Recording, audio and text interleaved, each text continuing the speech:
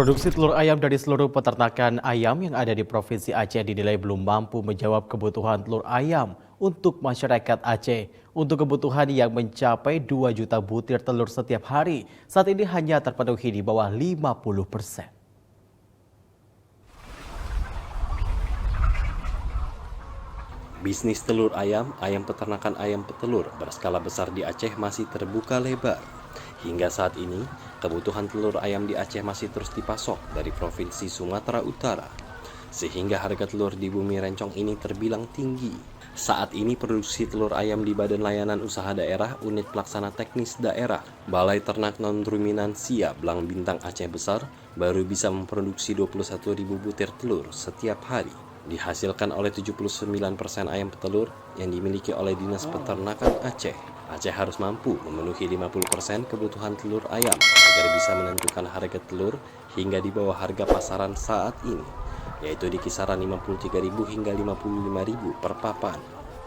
2 juta butir telur per hari misalnya dibutuhkan, itu juga nggak akan terpenuhi dari ayam yang ada di Aceh, karena cuma yang besar itu adanya yang dikelola oleh Dinas Peternakan. Minimal 50% dari kebutuhan telur di Aceh bisa terpenuhi.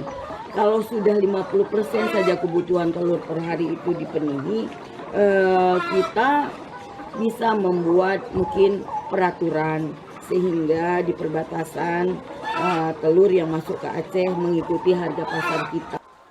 Terbukanya peluang untuk usaha produksi telur lokal diharapkan dapat menarik minat pebisnis untuk berinvestasi di Aceh guna memenuhi pasar domestik atau pasar lokal. Bisnis telur ayam ini selain mempengaruhi harga pasar juga dapat menggerakkan roda perekonomian serta membuka lapangan kerja baru. Sungai Sambong yang mengalir di Kabupaten Batang, Jawa Tengah sudah sejak lama menjadi lokasi produksi kapal kayu nelayan. Setidaknya saat ini terdapat 17 galangan kapal kayu yang masih beroperasi dengan jumlah produksi antara 50 hingga 60 unit kapal per tahun.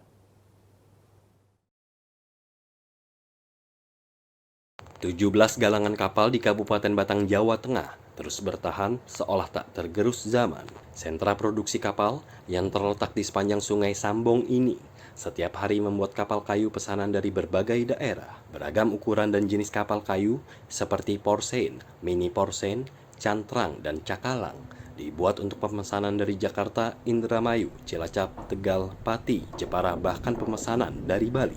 Untuk membuat kapal jenis cakalang dengan panjang 30 meter dan lebar 9 meter, membutuhkan 20 tenaga ahli atau tukang bersertifikasi yang bekerja selama 8 bulan.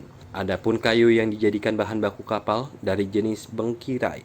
Apabila kapal dibuat lengkap dengan lapis fiber, instalasi mesin, listrik, alat tangkap dan mesin pendingin hingga siap beroperasi, waktu yang dibutuhkan untuk produksi tentu lebih lama. Mungkin cuma turun sampai ke sungai itu sekitar 8 bulan. Tapi kalau sampai selesai, sampai berangkat kurang lebih 2 tahunan lah, 1,5 tahun, 2 tahun. Keberadaan galangan kapal di Sungai Sambong ini sudah ada sejak lama, bahkan disebut sebagai penyuplai kapal penangkapan ikan terbesar di Pulau Jawa. Dinas Kelautan, Perikanan, dan Peternakan Kabupaten Batang mencatat puncak produksi kapal tertinggi terjadi pada tahun 2011 hingga 2012. Galangan kapal yang ada di Kabupaten Batang ini memang sampai saat ini yang kita data